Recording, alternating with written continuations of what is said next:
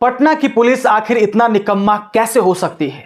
पटना की पुलिस आखिर इतना लापरवाह कैसे हो सकती है? पटना पुलिस के कुछ ऐसे लापरवाही के बारे में आज हम बताएंगे जिसको सुनकर आप चौंक जाएंगे और आपको पुलिस पर से भरोसा उठ जाएगा। जिस तरीके से बर्ताव किया गया, जिस तरीके से पुलिस कर्मियों के द्वारा लापरवाही बरती गई, उसने पूरे देश को शर्मसार कर दिया है। उसने पूरे बिहार के लोगों को शर्मसार कर दिया है। उसने पूरे पुलिसिया डिपार्टमेंट को शर्मसार कर दिया है। आइए हम एक एक करके आपको बताते हैं कि किस तरीके से जहानाबाद के बेटी गायत्री के केस में पटना के पुलिस ने लापरवाही बरती और उनके परिवार के साथ खेला, उस बेटी के न्याय के साथ कैसे खेला, हम उसके बारे में आपको बताएंगे। चित्रगुप्त नगर थानेदार 3 दिन बाद, घटना के 3 दिन बाद हॉस्टल पहुंचते हैं और हॉस्टल पहुंचने के बाद भी कोई ठोस कार्रवाई नहीं होती है। सोचकर देखिए, घटना हो जाता है, लड़की मर जाती है, उसकी हत्या कर दी जाती है। 3 दिन बाद चित्रगुप्त नगर के थानेदार वहां पहुंचते हैं। दूसरा, छात्रा के कपड़े जब्त नहीं किए गए।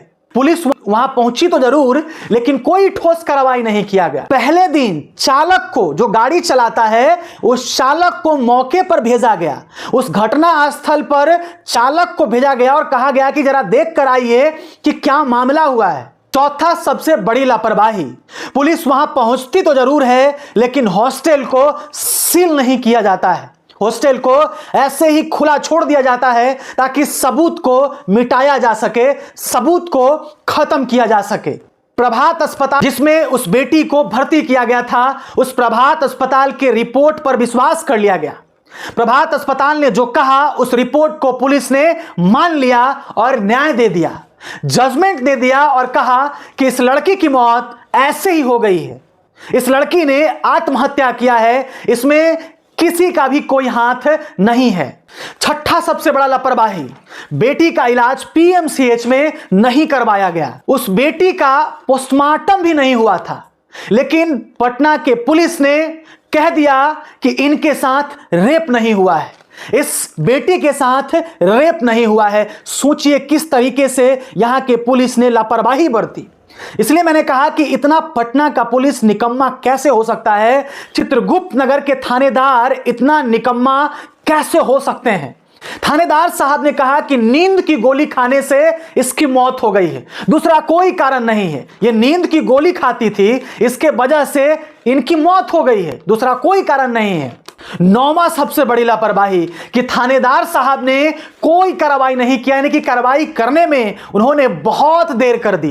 जब हल्ला हुआ, हंगामा हुआ, प्रदर्शन हुआ, तब जाकर के कार्रवाई करना वो लोग शुरू करते हैं। पुलिस के ऊपर आरोप लगता है कि 10 से 12 लाख रुपए हॉस्टल चलाने वालों से लिया और इस केस को दबाने की कोशिश की। जब रिपोर्ट आ जाता है, उसके बाद ये लोग कार्रवाई करना शुरू कर देते हैं। पीएमसीएच रिपोर्ट देता है। पीएमसीएच कहता है कि इस बेटी के साथ दरिंदगी हुई है। पीएमसीएच कहता है कि इस बेटी के साथ रेप हुआ है और रेप के निशान हैं। यह साक्ष्य बताता है कि इस बेटी के साथ दरिंदगी हुई है, इस बेटी के साथ रेप हुआ है और उनकी हत्या हुई है। लेकिन फिर भी पुलिस ने उसके ऊपर भी शक किया और पीएमसीएच के बाद उसे एम्स भेजा गया और एम्स में पोस्टमार्टम कराया गया, एम्स में रिपोर्ट ली गई और तब वहां पता चला, तब ये लोग को विश्वास हुआ कि इस बेटी के साथ इस पटना के हॉस्टल में, शंभू हॉस्टल में अन्याय हुआ और रेप की बात तब इन पुलिस वालों ने माना। आप सोच कर देखिए, इसलिए मैंने कहा कि हमारे बिहार के नेता दावा करते हैं कि हमारा पुलिस प्रशासन बड़े शानदार तरीके से काम कर रहा है। सम्राट चौधरी बार बार स्टेज पर खड़े होकर के कहते हैं कि हमारा प्रशासन बहुत अच्छे से काम कर रहा है, हम बहुत ज्यादा स्ट्रिक्ट हैं। सम्राट चौधरी जी के नाक के नीचे इन थानेदारों ने, इन पुलिसकर्मियों ने ऐसी दरिंदगी की, ऐसा शर्मसार करने वाला काम किया जिसको शब्दों में भी बयां नहीं किया जा सकता है। इतना घटिया काम पटना के पुलिस ने किया, चित्रगुप्त नगर के थानेदार ने किया, इसको शब्दों में भी बयां नहीं किया जा सकता है।